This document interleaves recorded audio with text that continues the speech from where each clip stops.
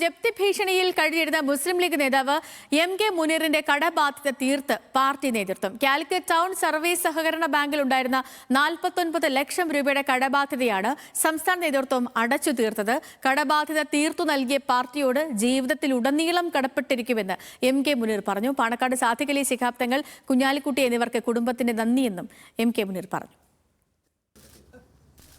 30 വർഷം MLA-യും 2 തവണ മന്ത്രിയുമായ എം.കെ. മുനീറിന്റെ വീട് ജപ്തി ഭീഷണി നേരിടുന്നുവെന്ന വാർത്ത ഞെട്ടലോടെയായിരുന്നു മുസ്ലിം ലീഗിന്റെ നേതൃത്വവും പാർട്ടി പ്രവർത്തകരും കേട്ടത്.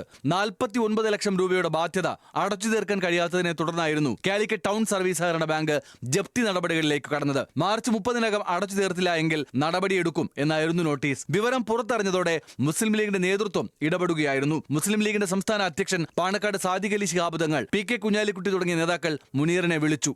പാർട്ടി പറഞ്ഞു, നീ അതിൽ പ്രയാസപ്പെടുകയും വേണ്ട, നീ അതിനെപ്പറ്റി ആലോചിക്കേണ്ട എന്നാണ് പറഞ്ഞത്. അത് ഞങ്ങൾക്ക് വിട്ടേക്കൂ എന്നാണ് പറഞ്ഞത്. അങ്ങനെ പറയുമ്പോൾ നമ്മൾ ധിക്കരിക്കാൻ പറ്റില്ല. അപ്പം ഇന്ന് ഉച്ചയോടെയാണ് മുസ്ലിം ലീഗ് സംസ്ഥാന കമ്മിറ്റിയുടെ അക്കൗണ്ടിൽ നിന്ന് കാലിക്കറ്റ് ടൗൺ സർവീസ് സഹകരണ ബാങ്കിലേക്ക് മുനീറിന്റെ പേരിൽ പണം നിക്ഷേപിച്ചത്. ഇതോടെ ആശങ്ക ഒഴിഞ്ഞു. എം.കെ. മുനീറിന്റെ പ്രതിസന്ധി അറിഞ്ഞ് നിരവധി പേർ സഹായ വാഗ്ദാനം നൽകിയിരുന്നു. ന്യൂസ് മലയാളം, കോഴിക്കോട്.